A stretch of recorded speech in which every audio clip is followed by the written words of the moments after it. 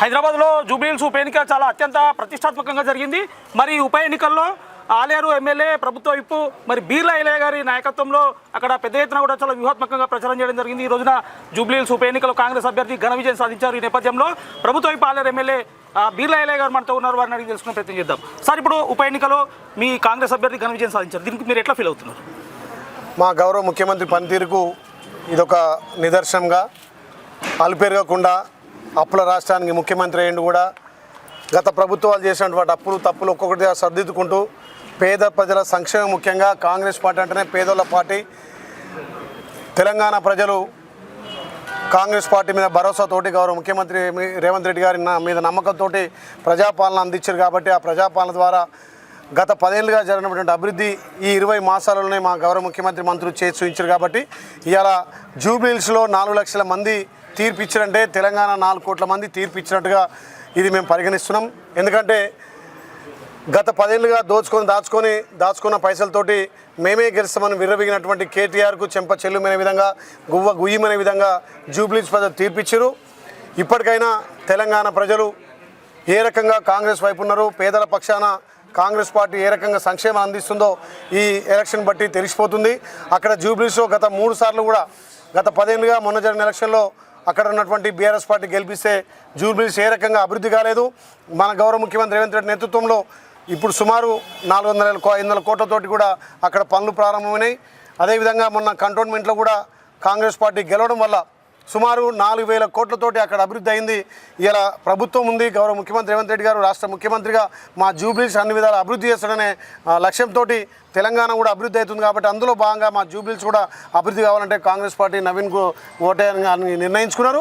ఏ ఇంటికి పోయినా నవీన్ మా బిడ్డ, కాంగ్రెస్ పార్టీ మేము గెలిపించుకుంటామని చెప్పి ఇలా జూబ్లీహిల్స్ చరిత్రనే తిరగరాసి మెజార్టీ ఇచ్చినటువంటి ఘనత ఆ జూబ్లీహిల్స్ ప్రజలు. వాళ్ళకి ప్రత్యేకంగా ధన్యవాదాలు. సార్, ప్రధానంగా ఇప్పుడు కాంగ్రెస్ పార్టీ రాష్ట్రంలో అధికారంలో ఉంది. సహజంగానే అధికారంలో ఏ పార్టీ ఉంటే ఆ పార్టీ అభ్యర్థి గెలుస్తారు.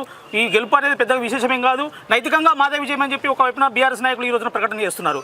మరోవైపున బీజేపీ నాయకులు అంటున్నారు కాంగ్రెస్ అభ్యర్థి గెలవడానికి పరోక్షంగా మరి టీఆర్ఎస్ సపోర్ట్ చేసింది పరోక్షంగా అంటున్నారు. దీన్ని మీరు ఎట్లా చూస్తారు? గత ప్రభుత్వం, గత కేసీఆర్ ఉన్నప్పుడు మరి ఇక్కడ దుబాకలో ఏ రకంగా బీజేపీ గెలిచింది, హుజురాబాద్లో ఏ రకంగా బీజేపీ గెలిచింది. మరి అధికారంలో ఉన్నారు కదా, ఉన్నప్పుడు ఆ రెండెట్లా చేజార్చుకున్నారు. అధికారం ఉన్నప్పుడు కొంత ఉంటుంది. ప్రభుత్వం ఏది ఉంటే దానికి వాళ్ళకి ఎమ్మెల్యే గెలిస్తే పనులు అయితే ఉంటుంది. కానీ నిన్న మొన్న మాట్లాడిన మాటలు కేసీఆర్ ఏ రకంగా మాట్లాడిండు, కాంగ్రెస్ పని అయిపోయింది, మేమే వస్తున్నాం, ఇక 500 రోజులు అధికారం. అరే, ప్రజలు ఇచ్చింది 5 ఏళ్ళ కోసం అధికారం ఇస్తారు. 500 రోజులు కాదు కదా, 4 ఏళ్లలో మా ప్రభుత్వం పడిపోదు కదా. ఆయన కళ్ళు కంటుండాలి, అయ్యే మళ్ళీ లేచి వచ్చి ప్రచారంకి వస్తా అనుకున్నాడు. కానీ మా ముఖ్యమంత్రి ఒక ముఖ్యమంత్రిగా కాకుండా ఒక సామాన్య కార్యకర్తగా అందరికీ భరోసా ఇచ్చిండు. వెనుకబడ్డ జూబ్లీహిల్స్ను అభివృద్ధి చేస్తాడు. వెనుకబడ్డ తెలంగాణను 10 ఏళ్ళు అభివృద్ధికి నోచుకొని తెలంగాణను అభివృద్ధిగా చేస్తానని భుజాన వేసుకొని ముందుకు పోతుండు. కాబట్టి మా గౌరవ ముఖ్యమంత్రి నమ్మకంతో ఇలా భారీ మెజార్టీ జూబ్లీహిల్స్ ఇచ్చారు. రేపు తెలంగాణలో స్థానిక సంస్థలు ఎక్కడొచ్చినా సర్పంచ్గా, ఎంపీడీసీగా, జెడ్పీ చైర్మన్గా కాంగ్రెస్ జెండా ఎగరబోతుంది. మా అభివృద్ధికి ఇది నిదర్శనం. మా పార్టీ అన్ని విధాల పేదల పార్టీ, పేదల అభివృద్ధి లక్ష్యంగా ముందుకు పోతుంది. కాబట్టి ఇది ముఖ్యమంత్రికి జూబ్లీహిల్స్ ప్రజలు ఇచ్చినటువంటి కానుక. అంటే ఇప్పుడు ప్రధానంగా జూబ్లీహిల్స్ ఉప ఎన్నికలో ప్రచారంలో మీరు మీ నాయకత్వంలో ఆలేరు కాంగ్రెస్ పార్టీ నాయకులు, కార్యకర్తలు చాలా అత్యంత ఊహాత్మకంగా రహమత్ నగర్లో కానీ తదితర ప్రాంతాల్లో ప్రచారం చేయగలిగారు. మీరు విజయం సాధించగలరు. మీరు ఎక్కడైతే ప్రచారం చేసినా అక్కడ మంచి మెజార్టీ కూడా వచ్చింది. ఇది ఎట్లా సాధ్యమైంది? దీన్ని ఎట్లా మీరు నడిపించగలిగారు? గత 15 రోజుల ఇక్కడ ఉన్నటువంటి మా నాయకులు, మా కార్యకర్తలు అహర్నిశలు కాంగ్రెస్ పార్టీ గెలుపు కోసం కృషి చేసినటువంటి ఆలేరు ఉన్నటువంటి నాయకులు, కార్యకర్తలకు పేరు ధన్యవాదాలు తెలియజేస్తూ, ఆలేరుకు ఒక చరిత్ర ఉంది. ఎక్కడున్నా నమ్మకంగా పనిచేసి ఏ టాస్క్ ఇస్తే ఆ టాస్క్ను పూర్తి చేసే బాధ్యత మా ఆలేరు నాయకులది, కార్యకర్తలు. కాబట్టి అక్కడ మాకు ఇచ్చినటువంటి రహమత్ నగర్ డివిజన్లో ప్రతి ఇంటికి వెళ్ళి ఇక్కడ స్థానిక సంస్థల కంటే ఎక్కువ కూడా అక్కడ మేము పార్టీ చేస్తున్నటువంటి అభివృద్ధి కార్యక్రమాలు, గౌరవ ముఖ్యమంత్రి చేస్తున్నటువంటి సంక్షేమ పథకాలు అందిస్తున్న తీరు ఇంటింటికి ఓటర్కి చెప్పగలను. కాబట్టి ఇలా రహమత్ నగరే భారీ మెజార్టీ ఇచ్చినటువంటి డివిజన్గా అక్కడ మా కార్యకర్తలు, నాయకులు పెద్ద ఎత్తున పనిచేశారు. రేపు స్థానిక సంస్థల్లో కూడా ప్రతి గ్రామాన మా గౌరవ ముఖ్యమంత్రి తలపెట్టినటువంటి అభివృద్ధి సంక్షేమాలు చెప్పుకుంటూ రేపు మేము ముందుకు పోతాం. గత పాలకులు ఏమున్నా మా అభ్యర్థిని రౌడీ అని, వాళ్ళు మంచోళ్ళు గారని చెప్పి ఆ రకంగా ఓట్లు అడిగారు. కానీ మేము చేసినటువంటి అభివృద్ధి మీద ఓట్లు అడిగినాం.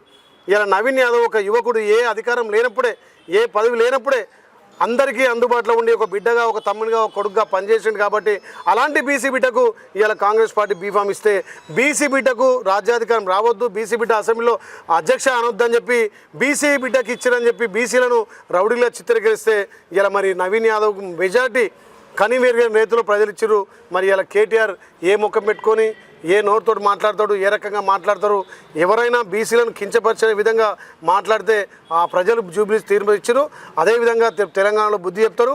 ఇలా మా గౌరవ ముఖ్యమంత్రి రెడ్డి బిడ్డ అయినా ఇలా బీసీల కోసం 42 ఉద్యోగ ఉపాధి స్థానిక సంస్థల్లో రిజర్వేషన్ ఇస్తే అక్కడ కేంద్రంలో అధికారం ఉన్నటువంటి మోడీ గారు మొఖాలాడతారు.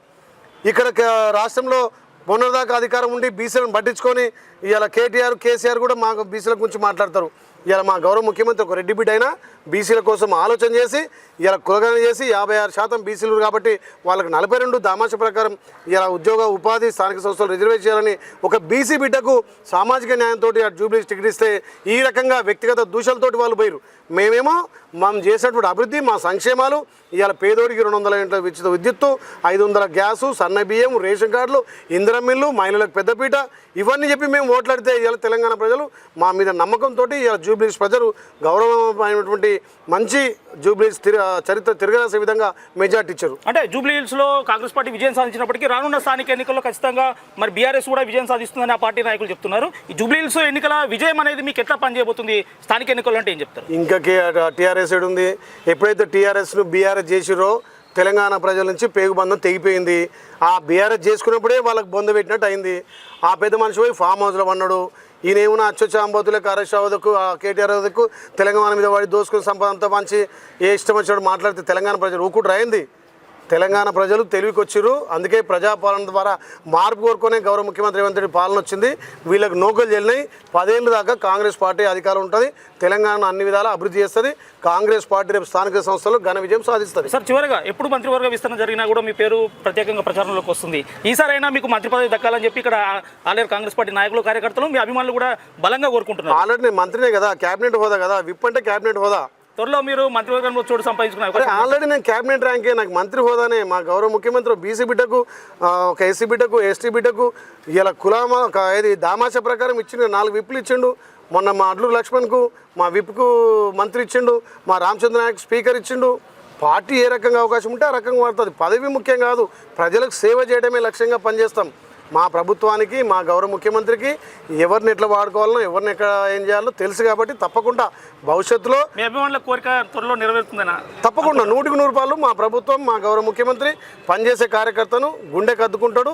ఆ రకంగా బాధ్యతలు ఇస్తాడు. తప్పకుండా ఆలేరు ప్రజలు అన్ని విధాల అభివృద్ధి కావడానికి నా శక్తి వంచన లేకుండా గౌరవ ముఖ్యమంత్రి మా మంత్రుల సహకారంతో, మా పెద్దలు కోమటిరెడ్డి వెంకరెడ్డి గారు, అదేవిధంగా ఉత్తమ్ కుమార్ రెడ్డి సహకారంతో ఆలేరుకు ఎక్కువ నిధులు తెచ్చి ఆలేరును అభివృద్ధి చేస్తాం. Thank you sir. Thank you.